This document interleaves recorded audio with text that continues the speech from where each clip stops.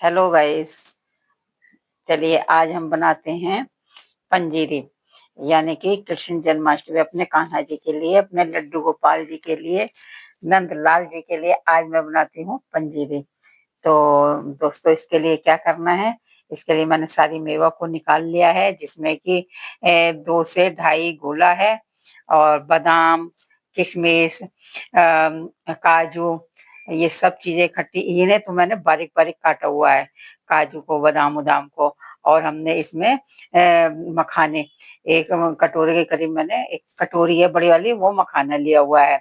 और इस सारे गोले को अच्छे तरीके से हमने कद्दूकस किया हुआ है। क्यों हमने ये गोला पीसा उसा नहीं है मिक्सी में, बिल्कुल भाई।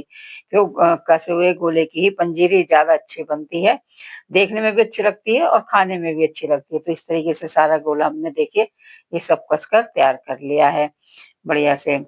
अब हमें क्या करना है? हमें इसको सारे को अच्छे एक एक चीजें करके इसे भूनना है। तो पहले मैंने कढ़ाई में थोड़ा देसी घी डाला हुआ है। अब इसमें थोड़ा देसी अच्छे तरह से मतलब डाल लेना, ज्यादा कम नहीं होना चाहिए, थोड़ा सही हो, क्योंकि घी सही रहता है तभी उसमें भूनने में और बनने में बढ़िया लगती है। खाने का टेस्ट बढ़िया हो जाता है, सूखी सूखी नहीं लगती। तो पहले मैंने 1 कटोरी मखाना, 3-4 चम्मच देसी घी डालकर इसको अच्छे तरीके से भून लिया है। इस तरीके से अगर भूनना भी इतना है, आपको मखाने हाथ से तोड़कर देख लेने हैं कि मखाना हमारा करारा हुआ है या नहीं। बरसात का टाइम है, थोड़ा मखाना जल्दी मतलब एकदम गीलापन पकड़ लेता है, इसलिए थोड़ा समय लगता है इसे करारा करने में। इसीलिए इसमें घी ज्यादा डालना चाहिए, और जितना आप घी डालोगे ये उतना घी पिएगा भी। और इसे अच्छे तरीके से चला के घुमाते हुए करारे करके अब हमने इसे एक बर्तन में निकाल लिया है, जब तक ये ठंडे होंगे आराम से। तो इसे हमने बर्तन निकाल के ठंडा कराया, फिर मैंने इसमें 2-3-2.5 चम्मच देसी घी फिर मैंने डाला है। तो हमें क्या करना है? ऐसे करके अलग अलग सारे चीजों को भून लेना है। अब मैं सबसे पहले इसमें बादाम कट हाथ से काटा है मैंने, ये इसमें मिक्सी वगैरह कुछ नहीं चलाई हुई। बादाम, काजू, किशमिश ये भी मैंने बारीक बारीक काटा हुआ है। तो हमने सारी चीजों को एक साथ ही भून लिया। अच्छा, बहुत से लोग ऐसा करते हैं कि सब चीजें साउथ साउथ अलग अलग भूनते हैं, फिर मिक्सी में पीसते हैं या हाथ से अपने थोड़ा थोड़ा पूरी करते हैं। पर मैंने इन्हें पहले बिगर भूने काटा है बारीक बारीक, उसके बाद में इसे देसी घी डाल के इसे भून लिया। अच्छा, हमें भूनना इतना है इसे कि इसे करारा नहीं करना, खाली एक चिकनाई करना है। इसमें चिकनाई करके गरम, क्यों ये ज्यादा करारा हो जाएगा तो पंजीरी में ये कर्रा कर्रा लगेगा, फिर खाने में वो टेस्ट नहीं आएगा। और इससे थोड़े जो घर में बुजुर्ग हैं उन्हें भी खाने में थोड़ी दिक्कत हो जाती है। अब हमने क्या करना है? फिर हमने देसी घी डाला, हम इसमें 1-1.5 चम्मच फिर हमने देसी घी डाल के अब हमने इसमें क्या करना है? थोड़ा सा देसी घी कम लगा, फिर दोबारा डाल दिया है। इसमें थोड़ी सी घी की मात्रा और ज्यादा इसलिए रखी मींगों में, ताकि अगर इसमें कम रह जाएगा घी तो ये ऊपर को उछलती हैं, इसे ढकने की जरूरत पड़ जाती है। पर हमने थोड़ा ज्यादा घी डालकर इसे मींगों को इसलिए भूना है, देखिए बिगड़ ढके चला रही हूँ, एक भी इसमें मींग नहीं उछलकर बाहर आ रही है, पर चटर पटर की आवाज इसमें बराबर आ रही है। इसलिए इसमें घी डालना ज्यादा बहुत जरूरी होता है। और इसका घी मालूम भी पड़ता है इसमें, क्यों ये एकदम नहीं सूखता है, इसमें घी ऐसे ही मालूम पड़ता रहेगा और मींगे चटर पटर होती रहती हैं इस तरीके से। अच्छा, इसे भूनने की भी ये पता है, हल्के हल्के ये थोड़ी थोड़ी पिंक सी होने लगती हैं, इसका कलर बदल जाता है। तो इस तरीके से जैसे आपको लगे कि इसका ये कलर बदलने लगा है मींगों का, और इस तरीके से सारे करके ये प्लेट में निकाल लेनी है। अब हमने घी दोबारा इसलिए डाला है कि हमें गोला को भूनना है। गोला भी हमें इसलिए भूनना है, गोले को ज्यादा हमें करारा नहीं करना है। क्यों? ये भी अगर ज्यादा भून के करारा हो गया, टाइट हो गया, तो इसे भी खाने में दिक्कत आ जाती है। तो इसे भी हमने, जिससे कि नरम हो जाए बस इस तरीके से, ताकि चिकनाईपन आ जाए, इसे थोड़ा सा अलट पलट करके सारे गोले को हमने इसमें, यानी कि घी मिलाना है। इस तरीके से आप समझिएगा कि इसे हमें घी मिलाना है बस इसमें, और थोड़ा-सा नरम सा हो जाएगा। तो जब ये इस तरीके से हो जाए तो इसमें ना कोई कलर बदले ना कुछ, हमें इसका कुछ नहीं करना। बस ऐसे चलाते हिलाते हुए अच्छे तरीके से थोड़ी गर्माहट आ जाए इसमें, और अपने ऐसे करके सारे थाली, प्लेट, बर्तन में निकाल लेना है। सारे घिसे हुए गोले को हमने सारे ऐसे करके इसमें आराम से निकाल लिया है। अब देखिएगा सारा का सारा इसमें निकाल लिया। अब हमने क्या करना है? जैसे हमारा 2.5 गोला था, तो हमने इसमें 2.5 के करीब हमने इसमें चीनी डाली है। देखिए इस तरीके से करके 1 कटोरी ये और 2 कटोरी है, तो 2.5 कटोरी हमने इसमें चीनी डाली हुई है। जितना मेवा गोला होता है उतनी ही क्या कहते हैं ची आप बढ़ा भी सकते हैं अगर ज़्यादा मीठा खाना हो।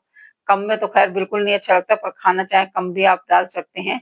अब हमें इसमें 3.5 कटोरी पानी डालना है। जिस कटोरी से हमने चीनी ली है उसी कटोरी से हमें पानी डालना है। तो यानी कि 2.5 कटोरी हमारी चीनी है तो 3.5 कटोरी हमारा इसमें पानी होना चाहिए।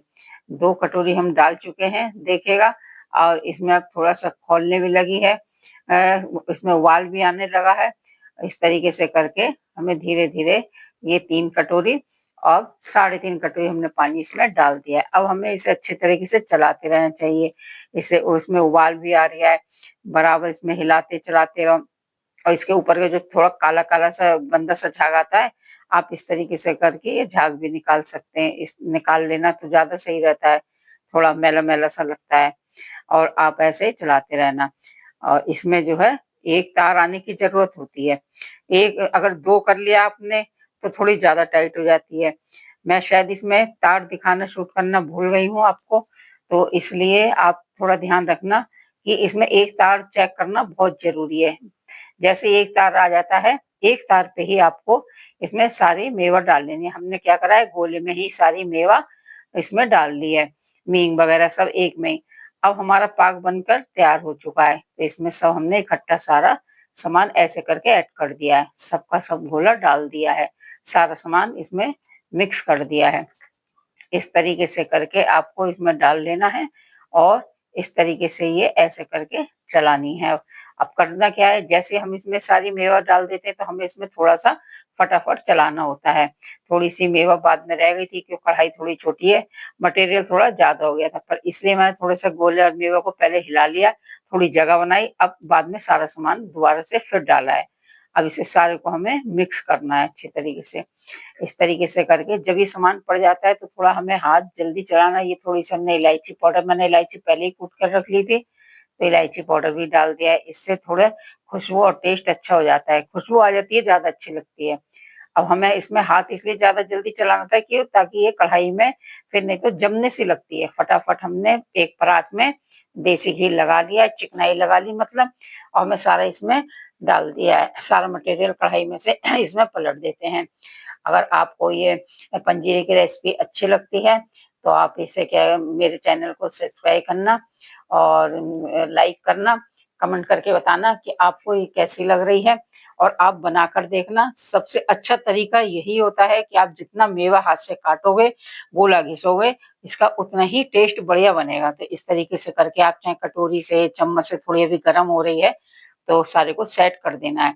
अच्छा मटेरियल ज़्यादा था, अगर चाहो आप तो 2 थाली में भी कर सकते हो, पर मेरी परात ज़्यादा बड़ी थी, तो इसलिए मैंने सारा का सारा 2 में ना करके एक ही परात में सारा मटेरियल इसमें डाल दिया है। अब अच्छे तरीके से इसे दबा-दबा के इसे सबको सेट कर लेना है, बिल्कुल बढ़िया से करके इसमें इस तरीके से करके सेट करना है। ऐसे आप सब तरीके से अच्छे तरीके से लगाते रहो, चम्मच, कटोरी किसी भी तरीके से करके बराबर का साइड में। अच्छा हाथ से अगर जैसे करते भी हैं तो भी थोड़ी गरम है, उसका भी हमें थोड़ा ध्यान रखना है। तो इस तरीके से लिए हम ये कान्हा जी का भोग तैयार कर रहे हैं, बढ़िया करके। मैंने थोड़ा ये इसलिए जल्दी बनाई कि अभी सामान और भी बनाना है मुझे बहुत। कल वैसे ही व्रत का दिन है, काम बहुत होते हैं, तो मैंने सबसे पहले अपने कान्हा जी की पंजीरी बना के मैंने कहा पहले पंजीरी भोग बनाकर तैयार करती हूँ, और उसके बाद तो काम सारे बाद के बाद में होते रहेंगे। अच्छा, इस तरीके से करके अब हमने इसे कम से कम आधे घंटे पंखे में रख दिया था। अब देखिए जब ये ठंडी हो जाएगी तभी कटने में बढ़िया निकलेगी, बढ़िया पीसेस निकलेंगे। गरम-गरम आप बिल्कुल ना काटना, गरम तो बिल्कुल ही मतलब निकल तो जाएगी पर टूटती ज़्यादा है इसमें।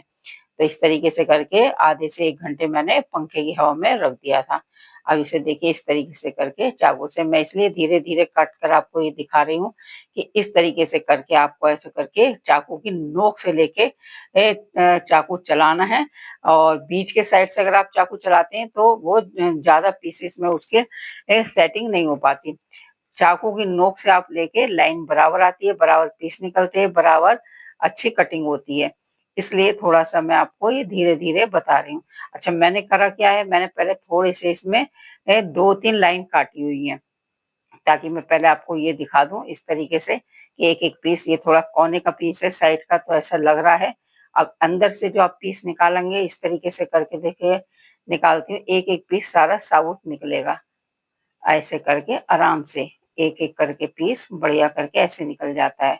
इस तरीके से करके देखिए पूरे के पूरे साबुत पीस निकल रहे हैं। ऐसे इस तरीके से करके आपको कट करना है। ये एक एक पीस काटिए आप और एक एक ऐसे करके उठा लेना, और जहां आपको लगे थोड़ा सा साइड से बचाते हिलाते हुए, चाहे आप नोक की करछली वगैरह हो, पलटा हो, आप उससे भी कर सकते हैं, पर थोड़ा ये चाकू मेरा सही है तो इस तरीके से करके सारे चाकू से मैंने सारे पीस निकाल लिए हैं। तो आप इस बात का ध्यान रखना कि गरम पंजीरी बिल्कुल नहीं काटनी है। जितनी ठंडी काटेंगे उतनी ही इसके पीसेस बढ़िया बनेंगे और ये खाने में भी बढ़िया लगती है। एक एक पीस आराम से काटते रहना और इस तरीके से देखिए सारे के सारे निकल रहे हैं। थोड़े मेरे पीस बड़े हैं, मैंने बड़ी काटी है, थोड़ी पंजीरी भी मेरी थोड़ी मोटी पतली जो जमा लेते हैं वो थोड़ा अच्छा नहीं लगता है बनाना भी, और कम से कम थोड़े इतने तो मोटे पीस हो जो खाते भी अच्छा लगे और देखते भी अच्छा लगे।